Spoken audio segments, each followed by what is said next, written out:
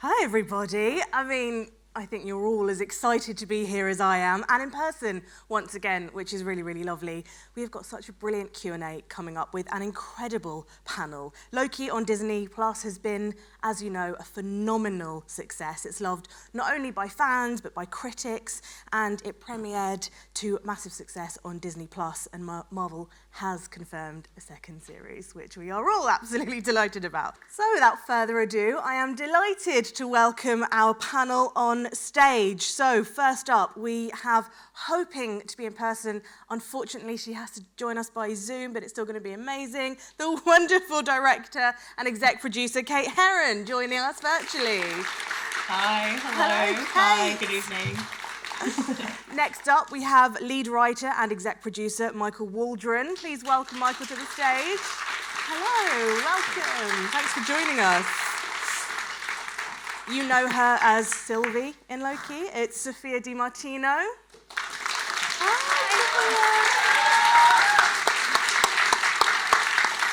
Sophia. And please welcome to the stage Loki himself and exec producer Tom Hiddleston.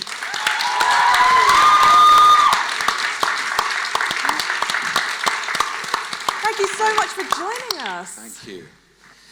How is it to be back in London? It's very exciting. It's very nice to be out. Yeah.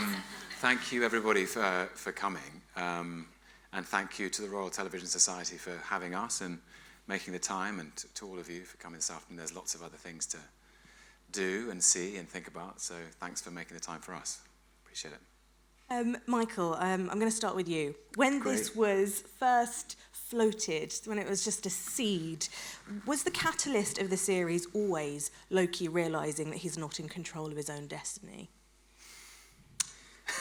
I think the catalyst was the alligator. Truly, I was hoping the alligator was going to come up. I just wasn't expecting it to be so no, soon. right out the gate. But that was kind of, and I remember that came up in the very first meeting as an example of, well, how much fun let's have the most fun we can have in this show, and then as we really dug in further and thought about this character and thought about, well, what are the new kind of places we can go with him, I guess that is the thing that really came to the surface. That's Loki's need for control, and what better entity to strip him of that entirely than the TVA. And Kate, everyone thinks that making a Marvel series must be incredibly pressurized, but how did it actually compare from the moment that you began working on it to some of the other series that you've worked on?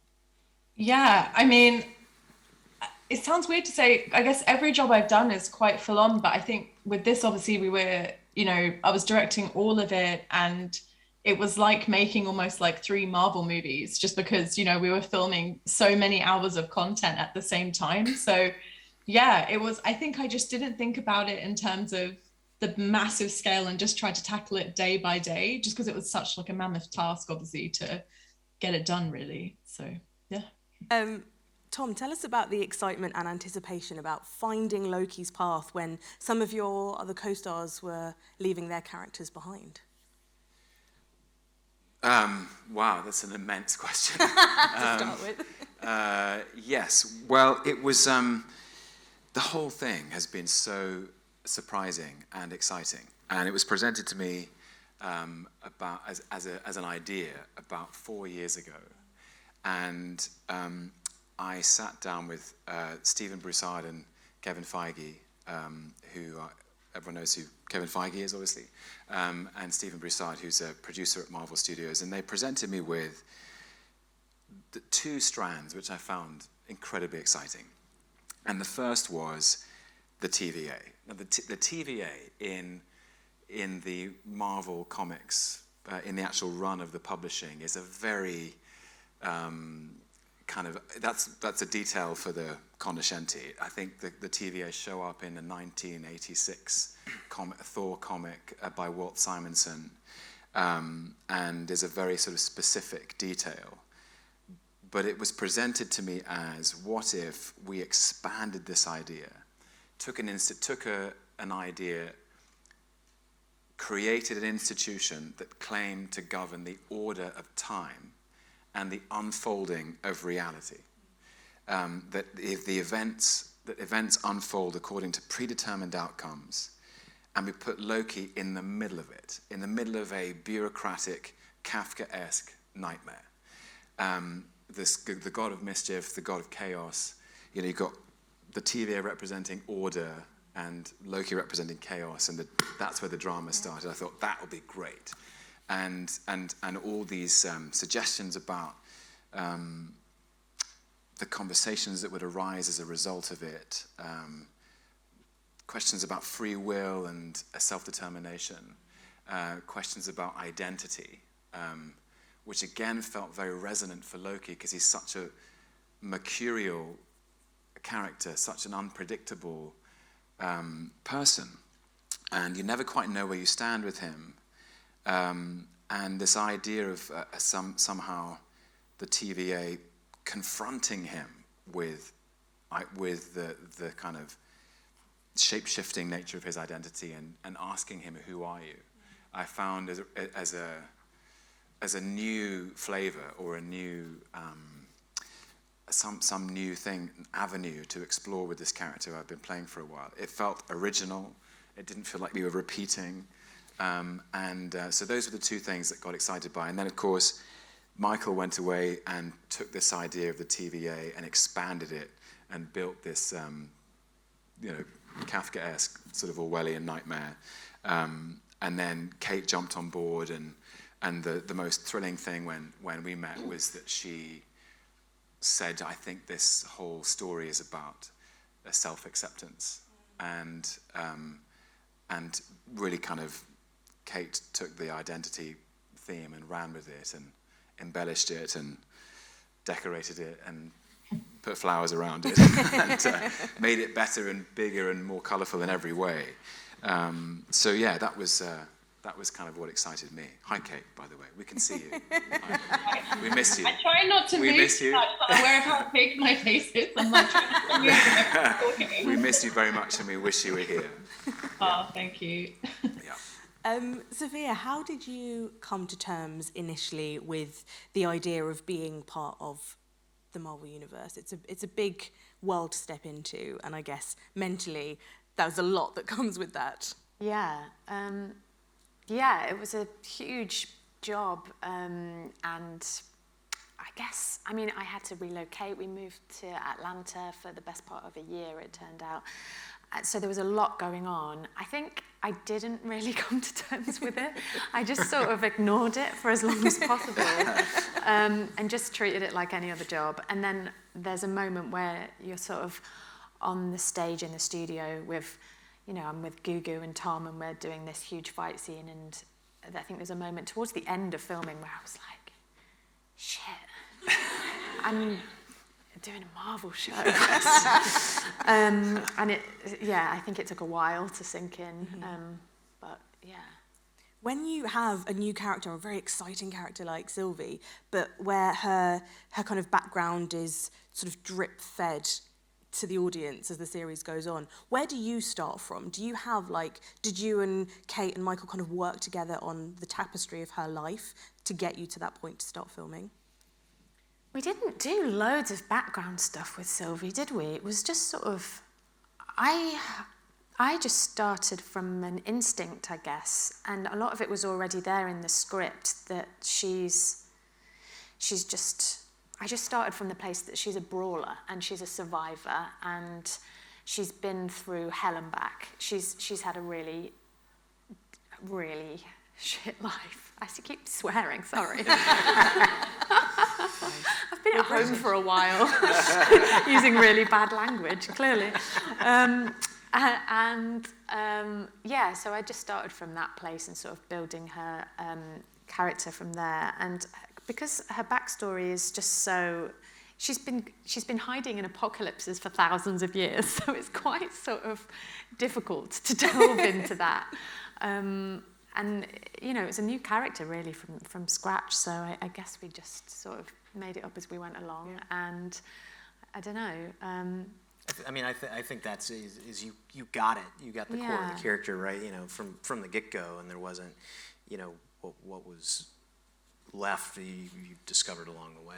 You know? Yeah, and kept on discovering things throughout filming. I think.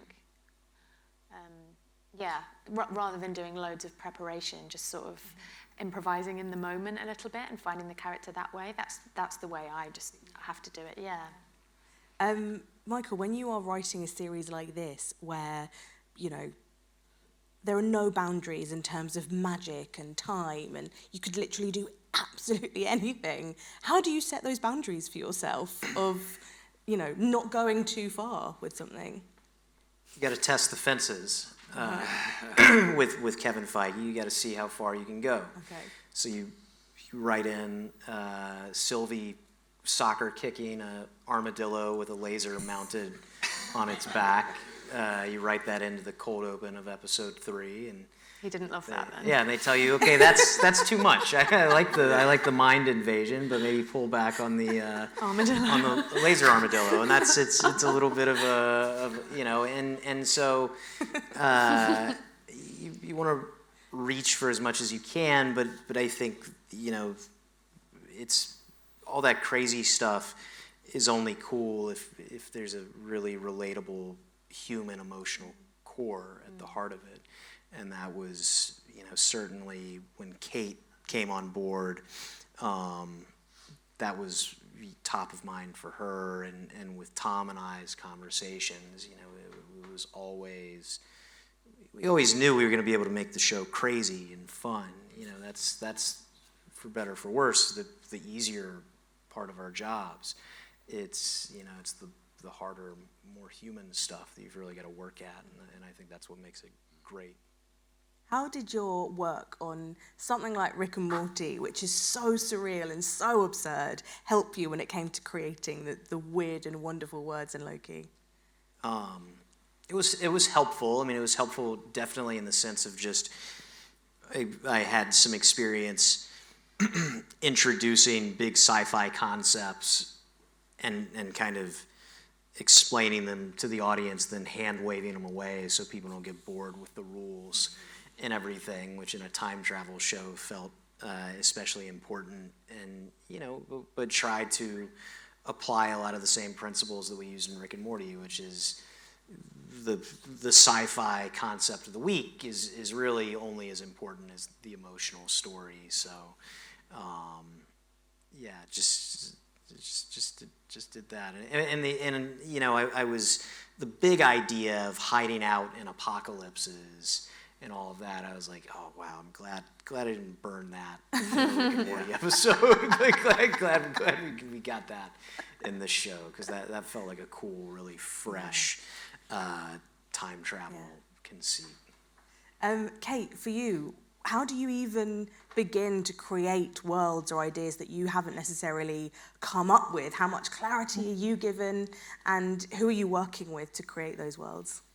Yeah, sure. So I think for me, the first thing I'm always going to look at, right, is the script. So something that was really clear, which I thought was really cool in the first few scripts I was sent, was they always described like Sylvie in shadow. And obviously Mobius was a bit like this old school detective. So that completely inspired me for how the look of the show would be in terms of like this kind of noirish, like kind of look across it. And I think for me that definitely unlocked the look of it. And that's kind of basically what I went in with my pitch, was I was like, we should make this look like a film noir, basically. And I think that in terms of who I work with, I mean, it's everyone. Like, so I work with Michael and the writers, but also like Kazra, my production designer, Autumn, my cinematographer. I mean, it's across, I think it's kind of basically giving everyone like a big download of what's in my head.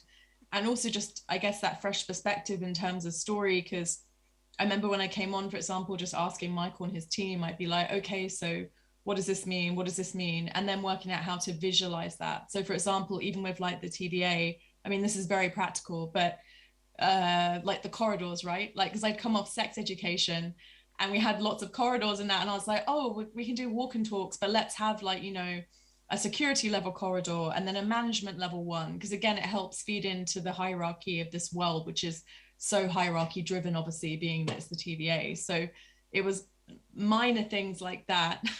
And then bringing on a team where we will have similar tastes, basically. I think that's always the key thing, is even if you have different approaches, you just all want to have the same like heart and story really that you want to tell.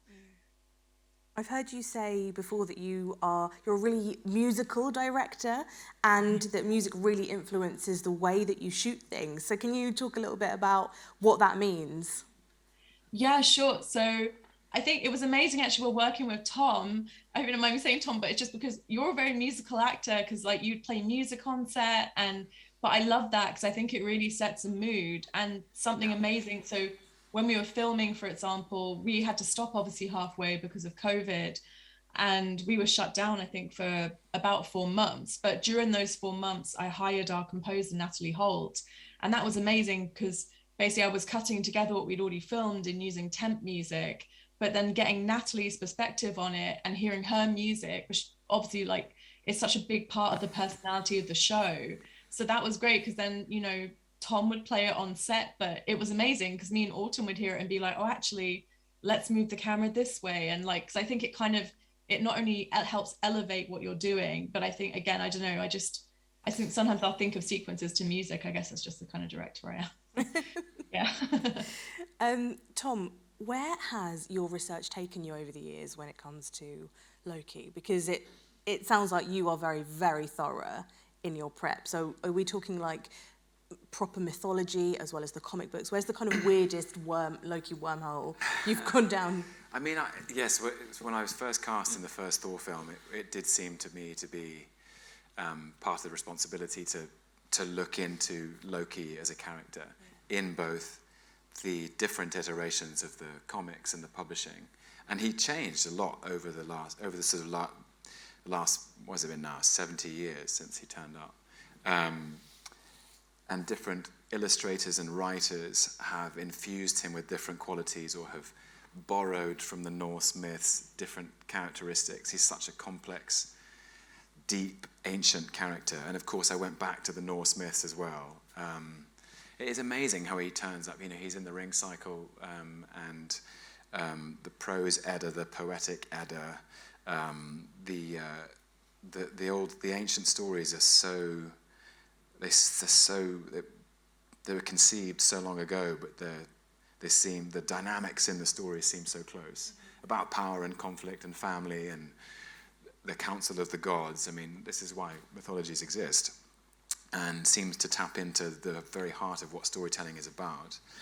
And then it takes you all over the place. In the 90s movie The Mask with Jim Carrey, the mask that he wears, the sculpted, crafted mask that he puts on is the mask of Loki. So that character he's playing is what? It's canon now. Yeah. I didn't, I left Jim Carrey's performance where it was in all of its greatness. But it's interesting that, there's so much playfulness and charm in that. And I thought, that's a clue. That's another clue from somewhere. Yeah. It seems like the well is very deep, and there's always something new, I find. Initially, when I don't want to repeating myself, but Kenneth Branagh had encouraged me to base him on a cocktail of Shakespearean characters. That was a good reference point for both of us. The first film is about kings and princes, and that there are great dynastic dramas in the Shakespearean history plays about fathers and sons and brothers competing for the affection of their fathers. But as the characters kind of evolved, for this it was completely different, because I loved that he was on the back foot, that he is a fish out of water, that he's not in control. And went back to, you borrow from the best. I went back and reread 1984 and watched the film with John Hurt and Richard Burton, directed by Michael Radford. So brilliant about being confused and not understanding whether the reality you're in is honest or not. The Trial was a big reference point, wasn't it? The Kafka, we're sort of, as I say, we're borrowing from the best here. That, Joseph K. being tried for a crime, he's not being told what it was. He's just being processed through a bureaucracy and slowly his sort of power is being eroded. we talked a lot about trauma, didn't we? We had some great, and Kate and I always kept, Kate's there. You're there, but you're there. You're there, you're everywhere. We talked a lot about the process of that within all of us we contain multitudes, and we've done, maybe have to come to terms with the many selves that we feel we may be, you know, across our lives, and that the series was maybe trying to integrate the disparate fragments of who he feels he is. And then, of course, that's made literal by Loki and Sylvie meeting, and then Loki and Sylvie meeting classic Loki and kid Loki and boastful Loki and alligator Loki.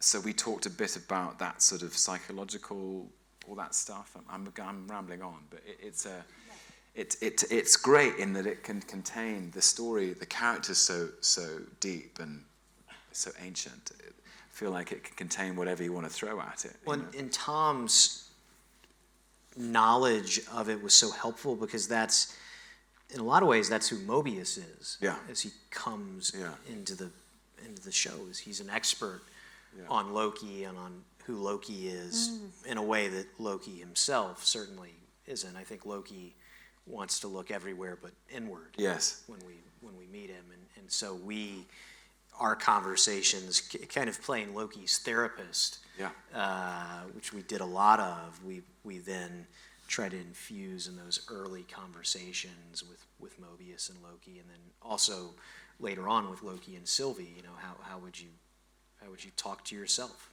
And it's, you know, Michael and I having breakfast a couple of years ago, when you'd written that first pilot, and finding ourselves talking about, you know, psychoanalytic theory and repetition compulsion, and can you ever break out of, can you ever change? Is it possible for people to change? Even if you do, will people accept that you've changed? You know, is it possible to know yourself entirely? You know, you start by asking the questions, I guess, and then Owen came on and also was so forensic about examining all of that stuff, and then we realized we were in a sort of police detective thriller.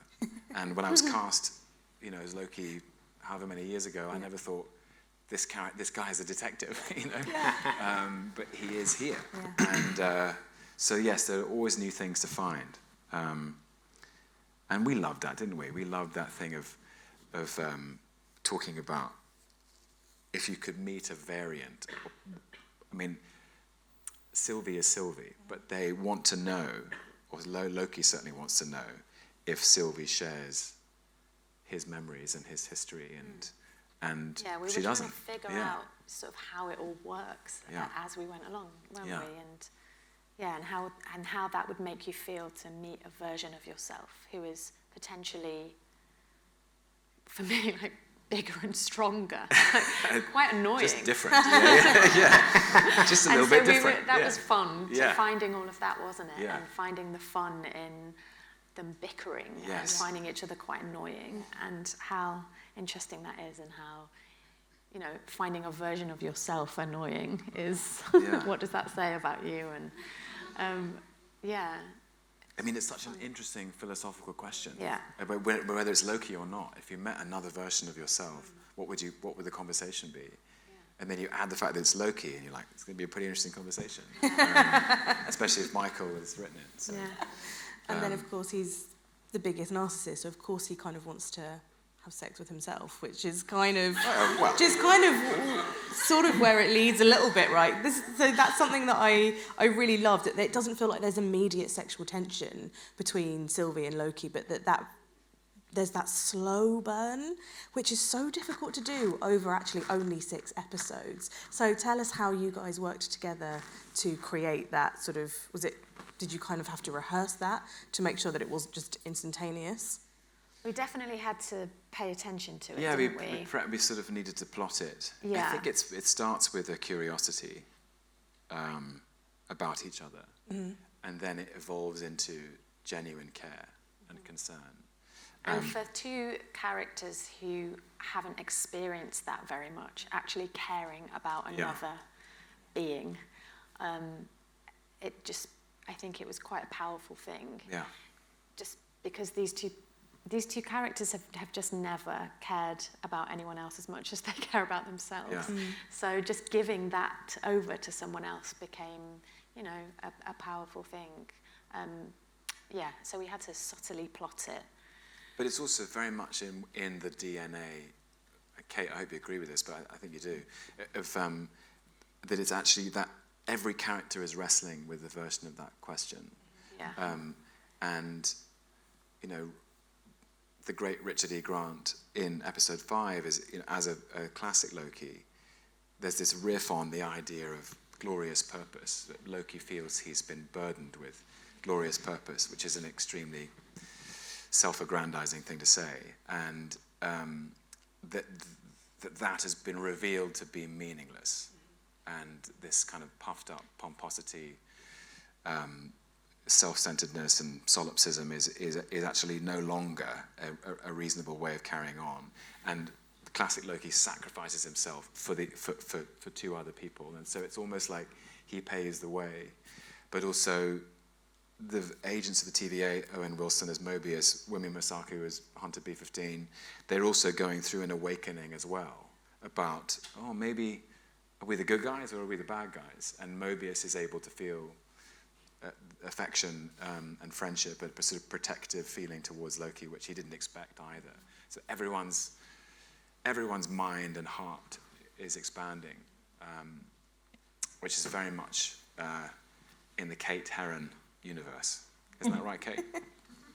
Yes. So well, I was just like, yes, I'll say yes to that. Okay. No, but it was so key, and I think again it was, you know, that's what excited me so much when I got the scripts. Was I love stuff that plays in the gray area, and I mean Loki is a perfect example of that. You know, Tom's performance over the last decade, like you never know which decision Loki's going to make, and I think that was something so pleasing to me that echoed across all our characters, you know, that it wasn't so clean cut. And then I guess as a director, yeah, like with the good guys and bad guys, like working out, okay, so how do we show this bureaucracy where we have this Orwellian kind of dread, I guess, brewing underneath, but we can't kind of give the game away until episode 4.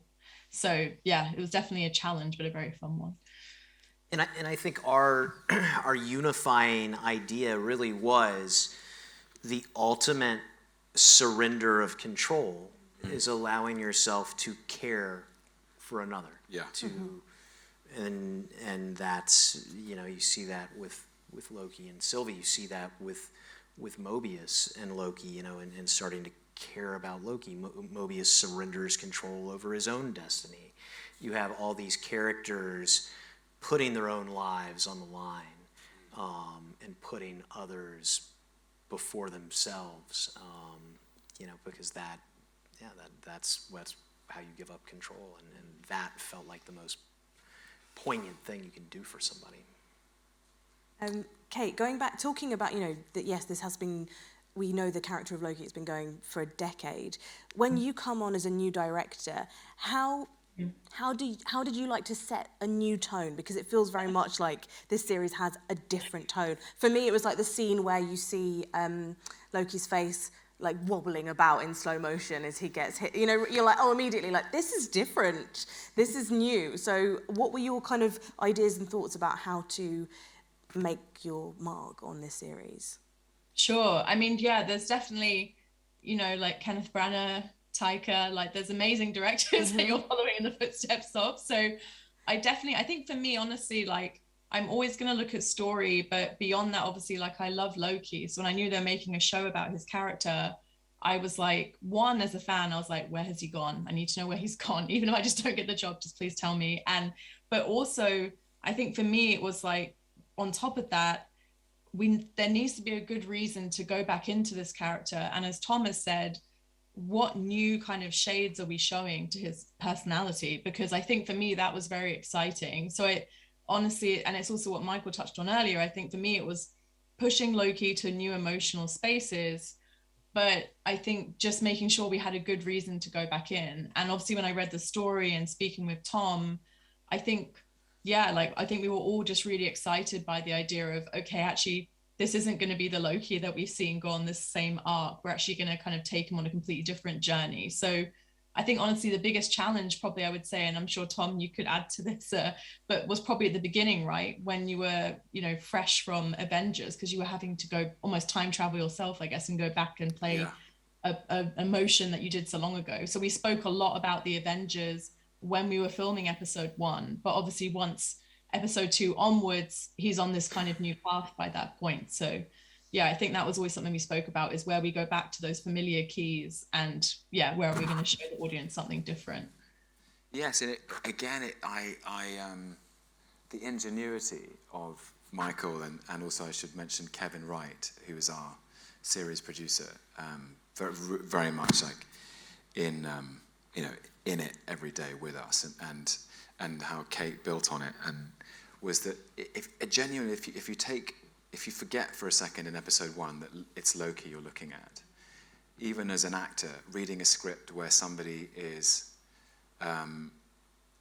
spontaneously and without reason arrested, processed through an institution, confronted with scenes from his past which he recognizes, then scenes from his future which have the echo of familiarity even though they haven't been lived out, and then his death, and that was persuasive evidence of the arc of a character's life. It's a very thrilling thing to be asked to perform. A character watching their own death, and not just a death which is violent and unpleasant and deeply sad, but also a death that most of the audience are also familiar with. And that felt like a really unique storytelling opportunity, because you'd have to be a fool, and I think Loki can be foolish, but he's not stupid. You'd have to keep playing the same tunes, to keep exhibiting the same patterns of behavior. It would challenge you to change, to improvise, to try something else, because it would be so destabilizing. So it was a very thrilling, it was a delicate needle to thread, but it was a very thrilling prospect. And as I say, we had an amazing team. Kasra Farahani, the production designer, built these extraordinary sets, which felt very oppressive in their brutalist architecture. And we were the envy of lots of the other Marvel projects because we had ceilings. And these very oppressive ceilings, which is very unusual because normally that's where the lights are and you can frame the ceiling out. But Kasra had built these boxes of metal and bronze and stone and light, and in which Loki is being imprisoned, and it is a different kind of thing. And as Kate's already mentioned, Autumn Durald Akapour, the director of photography, and Christine Wilder, our costume designer, who designed the TVA to look like a kind of an eternal bureaucracy. Every office you've ever thought about, lots of browns and yet their job is to order reality. So yeah, it was a brilliant, fascinating thing to start on. For you, going onto the set, Sophia, what was kind of the one that you were really able to get to grips with your character because the world was there for you already? Honestly, all of the sets were amazing. Like Tom said, their whole world, you don't feel like you're on a set, you feel like you're in a room because it's got a ceiling, because it's part of, there are real corridors like circling these sets. And when we were outside in Cheru, there's a whole town that's been built. Maybe that one was the most, because it was built in sort of a circle. You can literally run around and around and you feel like you're running through this city. And they built it in such a way that we could do that. It kind of looked like one take, but there were little stitches in there. Yeah, that set was amazing. And in broad daylight, it looks like just a load of white polystyrene, but it was painted with sort of UV paint and glow-in-the-dark paint. So as soon as the night shoot started, the whole set just came alive, and you see all of these fluorescent colours. And this is at the end of episode 3, when they're trying to get onto the Ark. Ark. Yes. And we're sort of running and trying to get through the city. I guess that one was the most fun. Although I love that train as well. Yeah, the train was set. amazing as well. And the TVA too felt really oppressive, like Tom's just been saying. I feel, when I'm on that set, like I just want to fight everyone to get out. Because it's really, you feel like you're at school or something, and people are making sure you're behaving, and you can't, like, you're not really supposed to do what you want to do. Prefects. Yeah. And it makes me want to rebel. Casper did mention there's a set in episode 1. There's Loki finds himself when he's listening to Miss Minutes, and Miss Minutes is explaining what the TVA is and what they do, and there's only 2 people in there, and it's this very sort of oppressive atmosphere, and Casper said that there's some sort of building standard that ceiling heights have to be a certain height, and he'd deliberately gone below that to make it feel very like it was just too small. And there was the ceiling was made out of light bulbs with the tip of which were sort of blacked out, so that it felt, but then the rest of it was iridescent. So it felt like, thousands of little eyes watching you. The detail in the conception was breathtaking. At the same time, really beautiful sets. Yeah. Like it could be something from, I don't know, there's a bit of Mad Men-esque styling or something quite mid-century about it. Like which is all I wrote in the script. I just wrote Mad Men meets Blade Runner. Right. that was my contribution. Nailed it. Seriously. Amazing. That's so cool. I love that. Going back to the writer's room, I think everyone has kind of picked up on how much they love the dialogue-heavy scenes, which is quite surprising when you're basing a series around a character that's come from action films primarily. So tell us about the sort of conversations that were going on, like the conception of, we're going to make them just chat for ages, and it's going to be like the most wonderful TV. That was me testing the fences. That could have easily been another Laser Armadillo situation. But I remember I handed in the first episode that had, the 15-page dialogue scene between Loki and Mobius, and I was like, this kind of caveat, like, we'll shorten that, whatever. And instead, the response came back, can this be longer? Can there be more? And so then I got so excited because I was like, oh, wow, all right, we're really on the same page now. And look, you can't write scenes like that if you don't have tremendous cast. Obviously, it's a testament to Kate, to the whole team, to bring that stuff alive. Natalie Holt, our composer, the music really tells a lot of that story in these dialogue scenes. But that stuff was a blast to write. I think one of Loki's superpowers is his ability to talk his way out of any situation, talk his way into any situation. You want to watch Superman fly, and so I wanted to watch Loki talk, and so because this was a show, because we had 6 hours, that was the most exciting thing to me. Is wow, we get to take a villain from an action movie franchise and have these dialogue-heavy scenes that feel like, I hope prestige television. Because we've got the actors that can do it, and that was a blast. Those are my favorite scenes in the show for sure. It's such a gift as an actor as well. That suddenly Sophia and I, or Owen and I, felt like we were in a conversation about power and conflict, or about free will and predetermination. Philosophical conversations. Owen actually turned to me at one point and said, this feels like a play.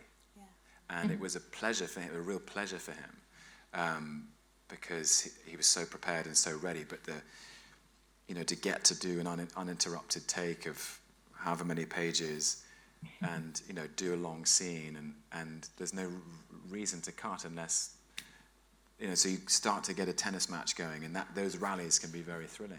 You're really in a scene talking about something, and two characters from a particular point of view, from a particular perspective. It's really great. I mean, those uninterrupted takes are amazing, and they are so wonderful to watch, Kate. But I imagine that that's not necessarily how a lot of directors would come in. You sort of think it's got to be fast-paced. This is what we're used to with Marvel. So tell us about the reasons behind your beautiful extended long takes. Yeah, so I love a long take. I say everyone's might be producers in the audience that are like, oh no, but no, I just do. And I think the key thing is, right, like they're in this really heightened sci-fi world, but you need to let the scene breathe. And it was really important to me that as an audience member, you need to feel with them in the moment. And I think that's the key thing when you're directing a scene like that. It's like, okay, so when am I going to move the camera? Sometimes it can be amazing, like with episode 6 with He Who Remains, for example. Autumn was doing these beautiful push-ins, but they were amazing in my edit, because then I could sometimes use like a little push-in on the camera just to inject some energy into it. And I think the key thing for me, whenever I get something that's very dialogue heavy, because I love dialogue heavy stuff, is like just having chapter endings and kind of markers, you know what I mean? So I think that's where you have the breath and the camera might change. And something really key for me for episode 1, when I came in obviously and spoke about how I saw the time theater.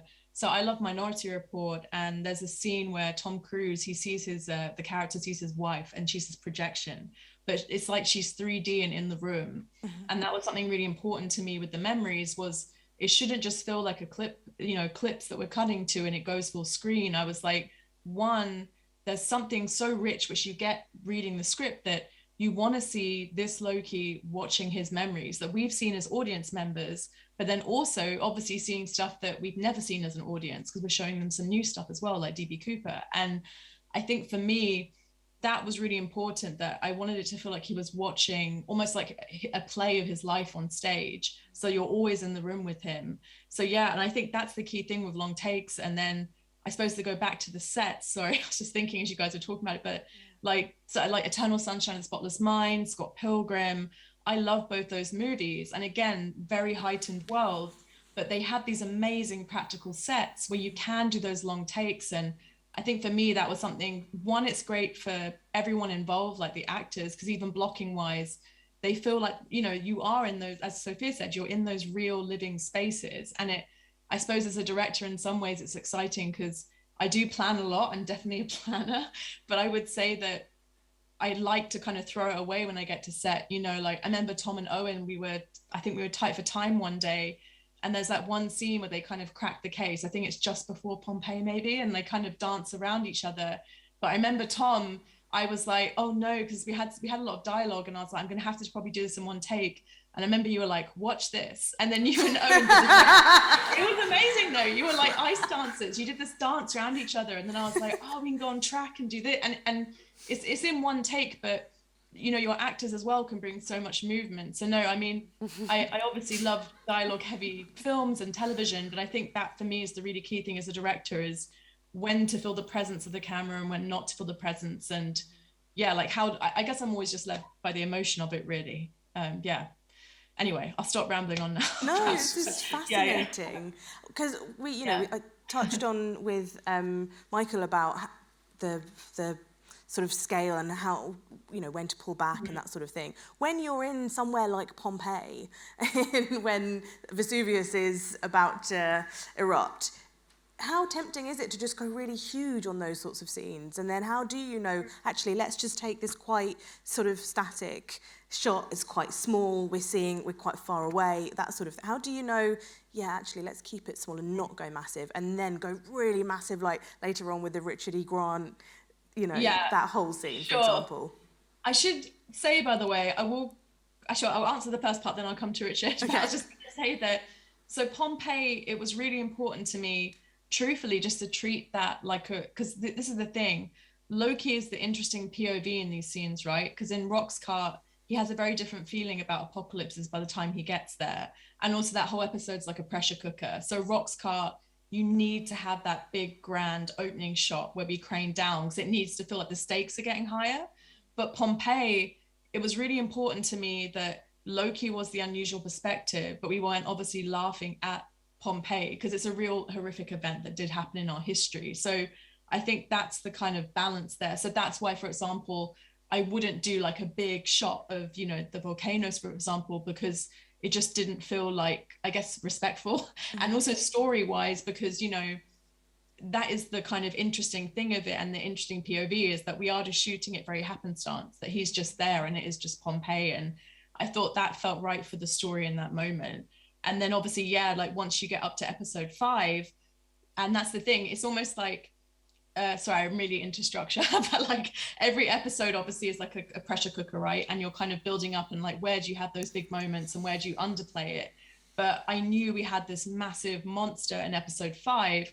So yeah, I'm gonna hold back onto any like massive wide shots, like, you know, proper big, like Western style ones, until that episode, because I know that I've got that coming up later in the show.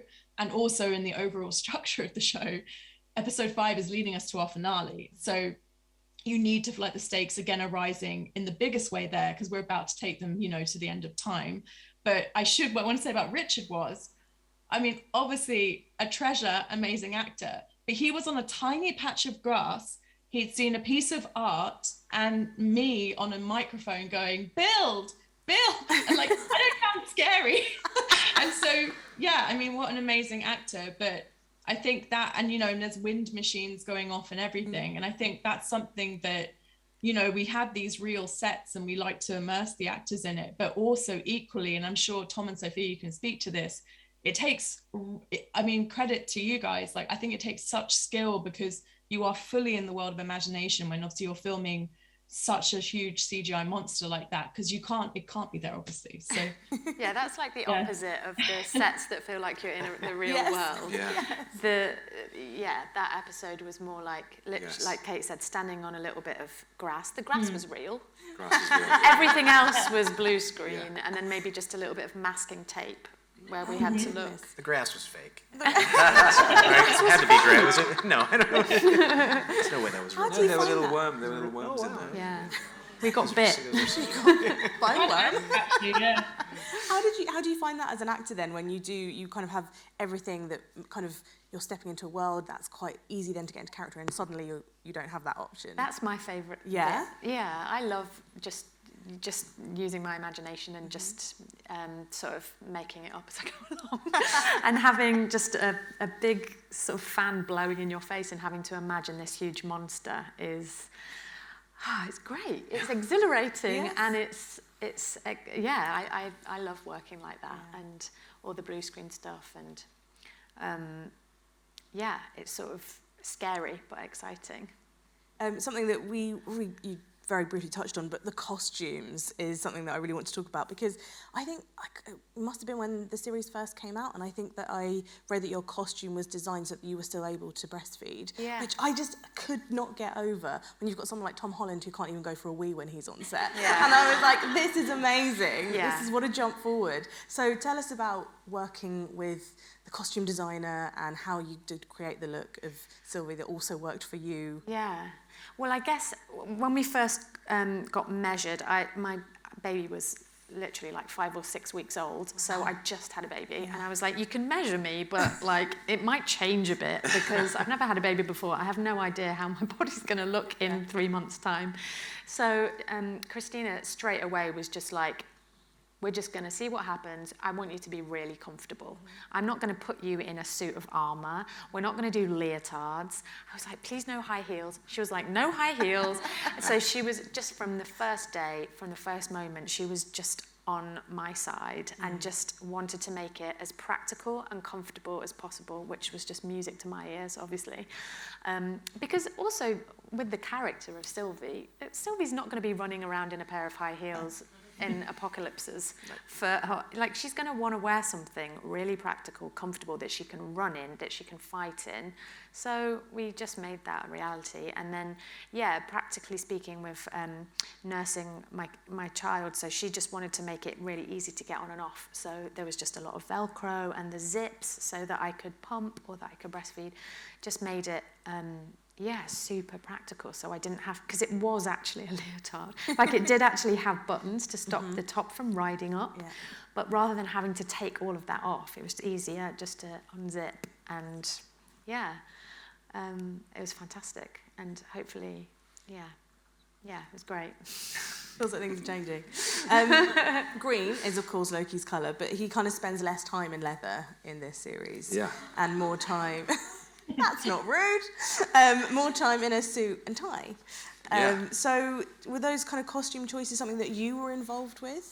Well, it was, I mean, the theme of it, I suppose, was about stripping Loki of everything that was familiar. Yeah. We meet Loki without Thor, we meet Loki without Odin, without Asgard.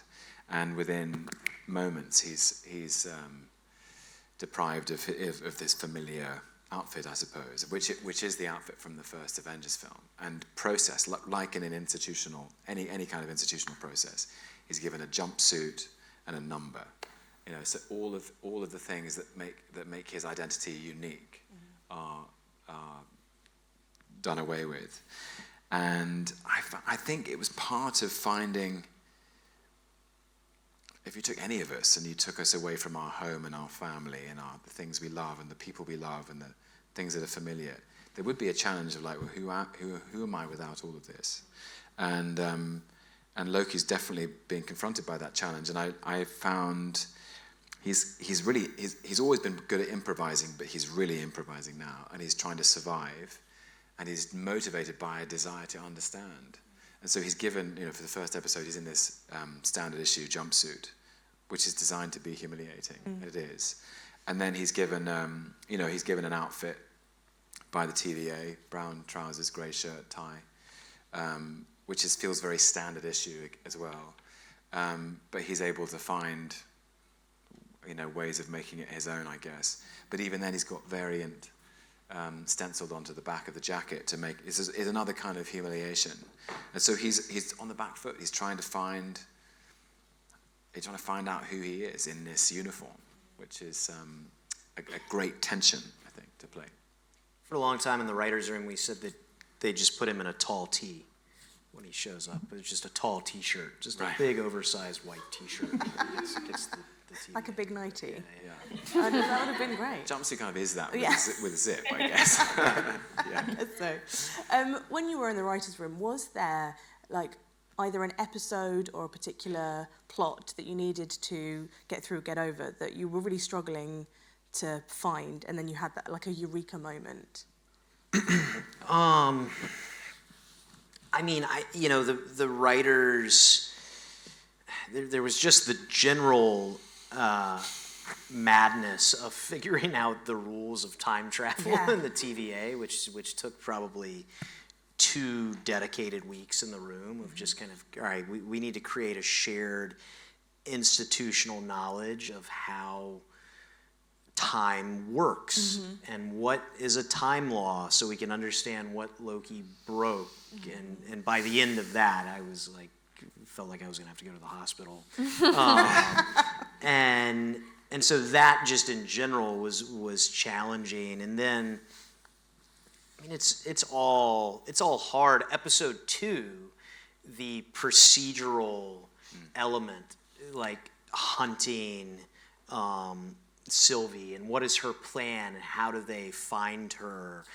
I really leaned on my writing staff a lot because I never watched Law and Order, and I was like, guys, I'm not very good at this. And so they, our writing staff really rose to the occasion, and we figured out, they came up while I was out of the room, the idea of Loki's going through and reads about Asgard, which leads him to apocalypses, which was a great eureka moment.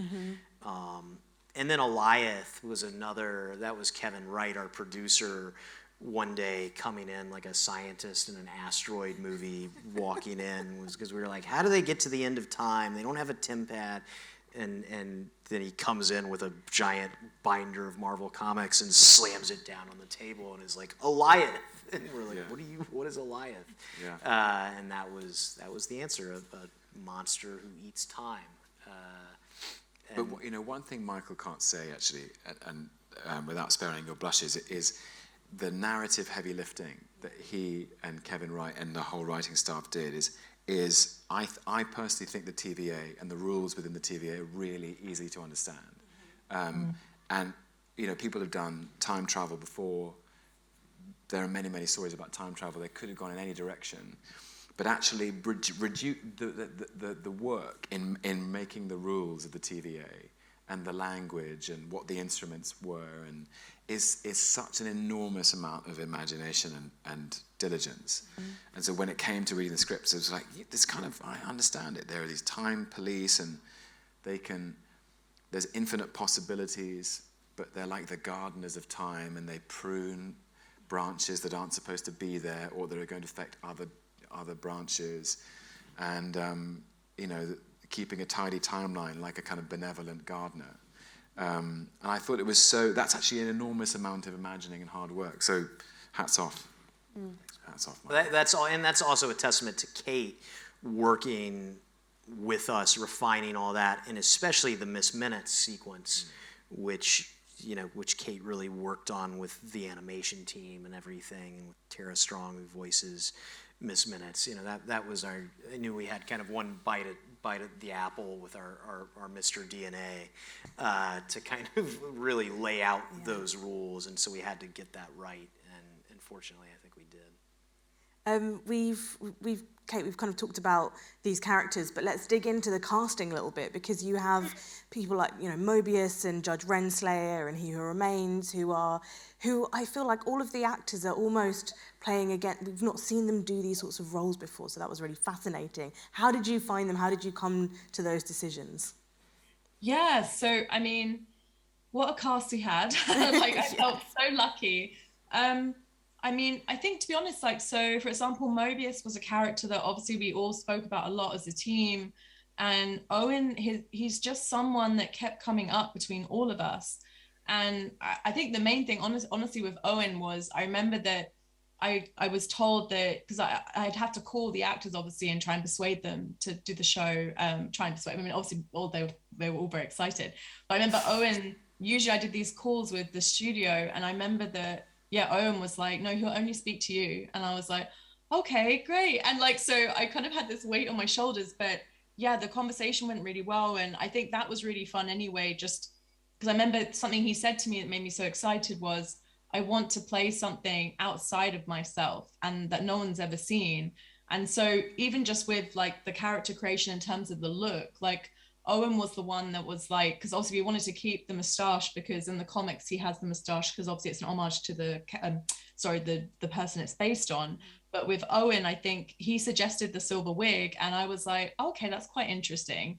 And so we did wig fittings, but it's just one of those kind of magical moments. We saw him with the wig and we were like, oh my God, that's him, that's Mobius. And I think for Owen, it looks so different to how he normally looks. It really helped take him outside of himself. And then obviously, the others have spoken about, then dig into the rest of his character. And with the other characters, I mean, obviously Sophia, me and Sophia made short films together. And so that was an interesting, I mean, I think Sophia, I couldn't even tell you, right, when you auditioned. I just said, I'm doing a thing with Marvel, and yeah, I had no idea what it was. No. And it was all fake names and just a script with a very short scene with two random people on a train, and it ended up being the train scene. But I didn't know what it was for or anything. Yeah. And Wumi and Gugu as well. Yeah, and that was amazing because Gugu was in. So when I pitched, I had Gugu in my pitch, and Gugu was excited, and the studio excited. So that all was really exciting. And Wumi, I think, was someone. So we auditioned for that role, and Wumi came in and was just incredible. And I think for us that really brought that role to life. And I remember with Michael and the writers, and with all the characters really, in some ways, you know, once you cast an actor, you start to give it like their take on it. But I think Wumi in particular, she brought so much to B15 and so much heart, which I think was really important, because obviously we're going to find out the TVA, you know, maybe they aren't the good guys. And I think her crisis of faith storyline, it was really important to get the right actor for that. And I think you can't help but love Wumi and like everything she's in. So yeah, that was a massive moment for us, for sure. But I mean, all the cast, like all our Lokis, Jonathan, obviously in episode 6, like, yeah, I mean, I'm just saying their names now, but yeah, you know, it was just, yeah, I think we had a really incredible cast. And again, I think all actors that had very different approaches, but were all united on that it was a story about identity and finding your voice. It was really nice for me in one way, because I was at drama school with Wumi and Gugu like 20 years ago. Oh, and wow. Gugu was the year above me. I think I'm unfortunately older than her. And Wumi was a couple of years below, but we were all like in the same sort of, in the same cohort. We weren't in exactly the same classes, but we were around each other and aware of each other. It was a nice guy, I'd never worked with them, and it was lovely to, you know, you see them from a distance and support them and cheer them on. And they both, you know, have done extraordinary things, and it was lovely to be on set with them and share the space, you know, having gone through that experience together. And Richard and I had always joked about working together, because people said, you know, someone said he looked like Loki's dad or something years ago. So it was nice to sort of bring that into being. Yeah. Are you quite protective over Loki? Because obviously he's been yours for so long, and then in this series, you almost have to let go of Loki a little bit. I mean, but I'm a temporary torchbearer. I've always thought that. I'm like, there's not, you know, it's a great role. It's an archetype, the trickster god, the agent of chaos. It's like, I'm just here interpreting that for the time being. There's nothing. Yeah, Loki has been here for centuries and will be here for centuries more, and I'm just, you know, stepping into that silhouette for now. And it was actually really enjoyable to share it a bit, and not even a bit, but to completely share it. And I remember coming onto set for the first time with the horns on, and like the costume and bits of green and the cape and things, and Tom just being like taking a step back and just being like, wow, this is really weird. He stood there in a tie and a shirt, and I'm my wearing. life has changed. Things have moved on. Yeah. It must have been so strange for you. Yeah, but it was great, and fun. Yeah, just so fun to. In that scene in episode 5, Diobia Operai, we should also mention, and Jack Veal, who play Boastful Loki and Kid Loki, to be in a scene with other actors playing Loki who were sort of more Loki than I was at that point. Still wearing green, still wearing horns, still sitting on thrones, and the Loki I'm playing has gone on a different journey by then. And so, yeah, really, really fun, unexpected. We're going to have audience questions. So if you've got a question, then we're going to have a mic come. We've got one at the front here. Please, thank you. Thanks so much. Fascinating insights and a real celebration of what you've achieved. I'm actually interested. I know you guys are super, super busy, so you might not have had time to do that. But are there shows that you've also enjoyed watching, either box sets or other, either during lockdown or post-lockdown, that you could tell us about? So many. Where do you want to go? I've really enjoyed Succession. Yeah. Extraordinary. Succession is extraordinary. Yeah. I feel like I need to re-watch it because the dialogue is so fast, Yeah. so dense. Yeah. Maybe with subtitles on even, just so I can really like take in what everyone's saying and try and follow it, because I sort of watch it on a certain level. Do you know what I mean? Where I'm only half tapped in. I'm enjoying it, but I'm not really listening to every single word because you can't. Yeah. Maybe I'm going to We're up against them in the WGA awards, so just. I mean, it's fine. It's fine. It's all right. But it's sort of also got this kind of these deep archetypes going on, hasn't it? It's families and power and conflict, and redemption and catharsis. You can't really make stories about bigger things than that. Family, siblings, parents. All horrible, aren't Yeah. they? Yeah. And it's very Shakespearean, like you were saying about Shakespearean Yeah. Yeah. influences. It feels incredibly Shakespearean, doesn't it? Brilliant. In lockdown, I remember we watching Normal People and loving that. I thought that was really, really beautifully made, and beautifully conceived and performed and executed and directed. And also, I think we shared this. I watched the 10-part documentary on the Chicago Bulls, The Last Dance, which I just thought was just propulsive television. It was such an extraordinary real story about one of the greatest basketball players to ever do it, and an icon and a team and a moment. And again, there's all sorts of interesting things. Yeah, I thought that was fascinating. I watched For All Mankind on Apple TV. It's a great show, great space show. Yeah. Cool space stuff. Nice. Kind of like an alt history. What if the Soviets had made it to the moon first? That's good. We're not competing against them in any way. No, that's fine. We can say it like that. Kate? I would say, so I have two answers. So I've been watching Dickinson, and I finished that recently, and I love that show. I mean, I think it has everything I love. Like, it's character focused, it's queer, it's really just beautifully put together by the whole team. And yes, I'm obsessed with Dickinson. I finished it, it's over now. But in lockdown, we should say, not a TV show, but I did watch Titanic and Speed with Tom and Sophia. So yeah, but on like Zoom and everything. We did lockdown film club, and we were all in Atlanta in our different houses. Amazing. We're all big Titanic fans. Yeah, it was a thing where we were all isolating in our own places, obviously, but we decided to press play at exactly the same time. Mm-hmm. So you'd have the experience of as if you were in a cinema with your mates. And then we'd WhatsApp, what's going to happen in a minute? It's the handprint on the glass moment. Just like... There he is, standing at the top of the stairs. Yeah. Dreamy. Yeah. Michael, you weren't a part of this watch party? I was locked down over here on Doctor Strange, so I was asleep. But I too watched Titanic during lockdown. Did you? Yeah. I try to watch it every couple months. It's great. Yeah. It's brilliant. Yeah. Do you have any more questions down here? So the gentleman there. Oh, sorry. You pick. No, go. We'll do. Yeah. Is that okay? Hi. Try not to be too nervous.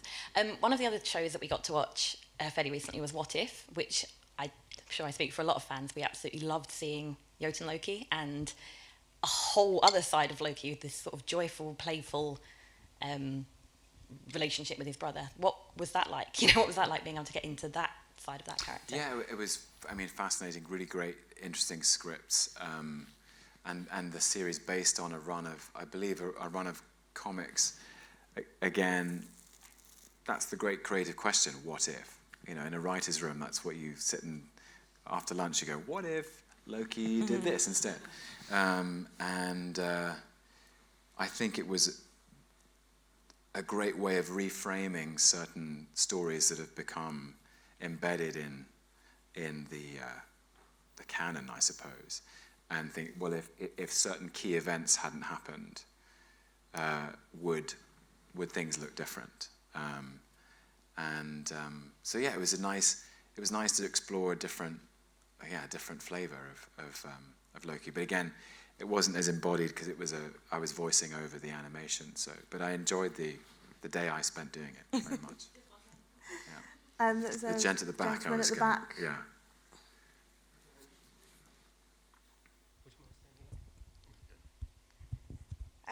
So this is a question for both Tom and Sophia.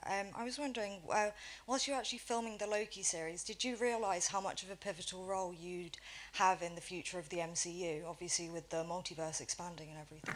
That's a great question. It was the extraordinary timing of the way we filmed this was,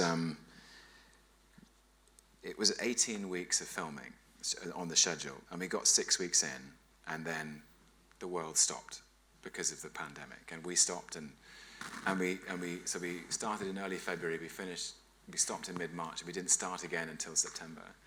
And because of the way, I think it was connected to the availability of Jonathan Majors, who plays He Who Remains, and absolutely beautifully, was that scene at the end of episode 6 was actually the last week of our work. It was the last thing we did.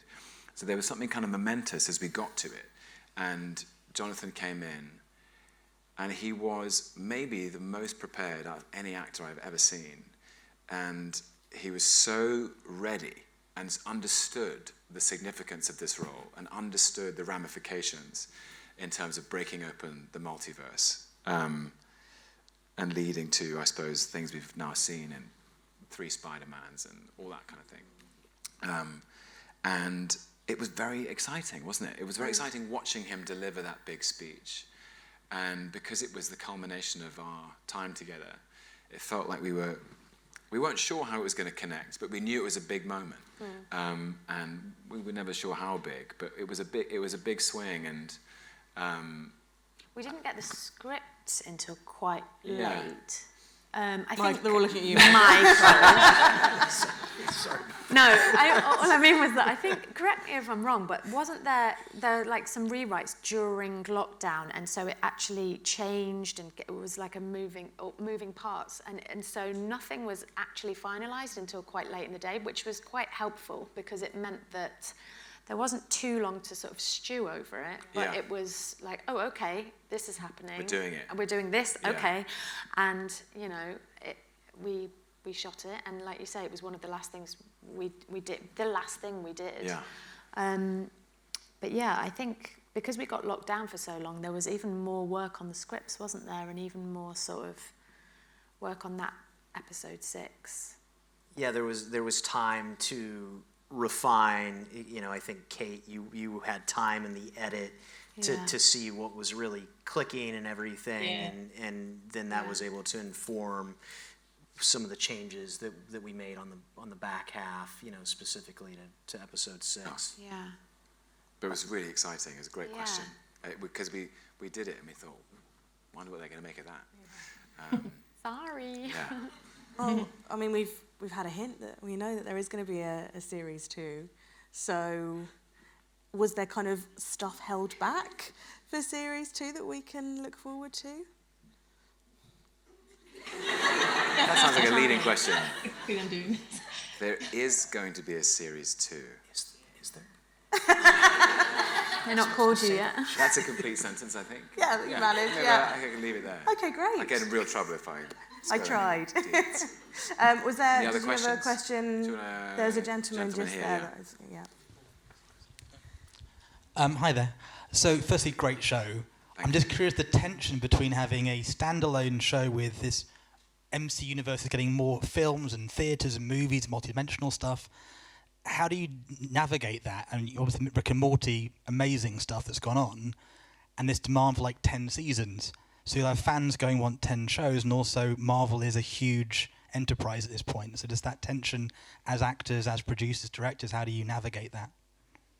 I think it's a really interesting question, and thank you for it. I think what we all felt with this series was trying to honour what had gone before, do something new, you know, take without breaking what had gone before, try and put a new spin on the wheel and be as brave and inventive as possible, but without diluting it. We didn't want to dilute what was the concentrate, as it were. And I think we all feel very passionate, those of us in the engine room, when it comes to these things of you know, to keep going at a pace that feels manageable, so that things are made and considered and created with integrity, that they feel they have they've been properly thought through, and so and that's the way Kevin Feige runs Marvel Studios. He's very, very careful about the detail, like any creative person, and not rushing the detail, and so we try and sort of take that to follow his example in a way. And so yeah, we're going slowly. There's a season 2, and that's as far as I know for now. Yeah, but anything you want to add? Anything you want to add, guys? No, I think that's right. I think the attitude is you don't, and this is really from the top down there. The thing that you're working on, make it the best thing in the world, and that's everybody's approach with their respective projects. And don't worry about necessarily, well, how is this going to fit into 10 years of stuff behind it, 10 years of stuff ahead of it. It's worry about making something great and trust that it will all align, and it's worked so far. So. Yeah. I think, yeah, exactly. And just treat it like you would any job that you really care about. Integrity to the character and to the thing that you're trying to make, and try not to be too freaked out by the big machine. And just treat it like, anything else that you really care about. Yeah. Yeah, absolutely. I'm afraid we're going to have to leave it there, but thank you so much for your lovely questions, and thank you to our wonderful panel, to Michael, Sophia, Tom, to Kate at home. Thank you so much for joining us. It's been wonderful. Thank you.